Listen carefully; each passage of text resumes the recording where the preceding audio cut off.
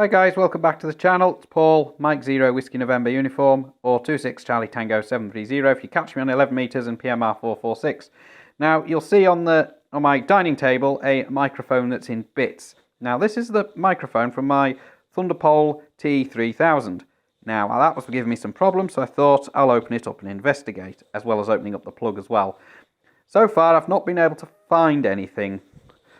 And it's also not helped by the fact that I think there's a moulded gland at one end where the plug body is, and there's obviously one at the other end as well where the mic body is. So the microphone, this is the back of the microphone. It's got this metal weight in it, which is what makes it feel heavy. That's the back of the microphone, as you can see there. This is the front of the microphone. See, there's a large aperture there, which is supposed to be for a speaker.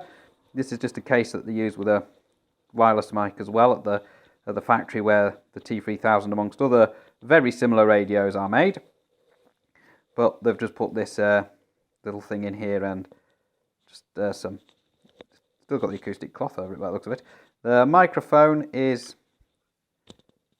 focus on that, just there, that's where the microphone would sit, and that's an aperture for an LED, which is not actually fitted to this unit, which is why that never lights up when you press the PTT button.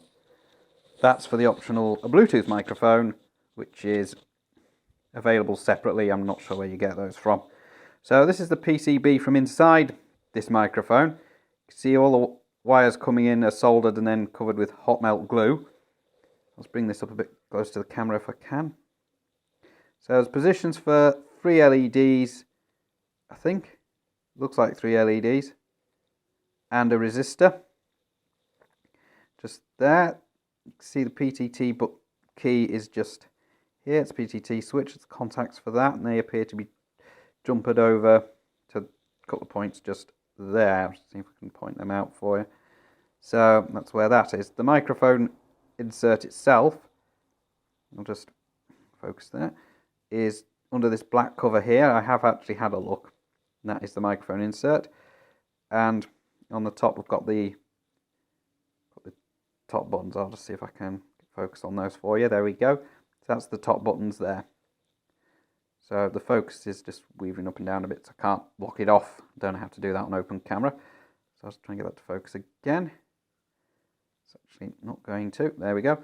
That's your 3 buttons on the top of the microphone. So let's come back to them. So this is the rubber insert for that.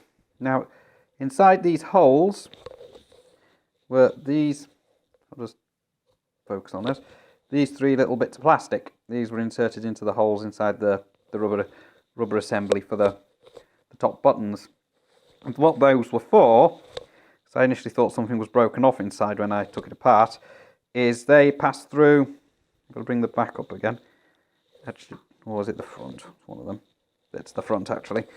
What happens there is they pass through these holes here to press the buttons on the circuit board. So that's basically what's inside a Thunderpole T-series microphone. So I wasn't expecting it to have a weight in it.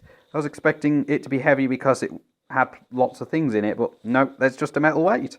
So that was quite surprising. So on my T-3000 now is the microphone from the T-800 because it's exactly the same, and it would be exactly the same inside. So that's there in the car now. The reason why I've just swapped all the microphones and everything over is just to get everything tidied up in the car, because on Tuesday I start work somewhere where I've worked before actually, so I want to get the car tidied ready for that, so for my first day, so that would be quite nice. So as I say, I've took the plug on this apart as well, so that's the plug there, and it's shrouded there, so it's pretty well made. Stop it shorting out, and I'll bring this in a little bit. I'm not sure if you can see this, but when I looked at this, some of these contacts were actually covered with a tiny amount, I can get it to focus, hot melt glue. I'm not sure if you could see that there, which is quite interesting, but a good way of insulating it.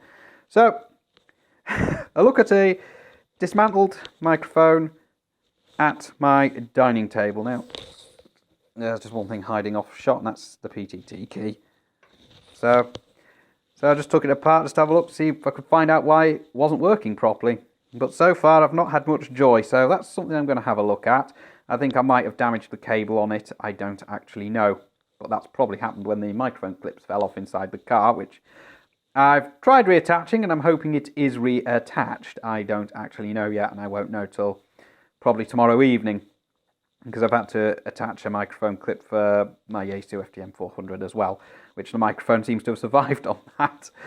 So that seems to be all sorted there. So it's Paul, Mike 0, Whiskey November uniform, or 26 Charlie Tango 730 if you catch me on 11 metres and PMR 446. So I'm not sure if you found that informative, but that is what's inside a Thunderpole T-series CB microphone. 7 for now, guys.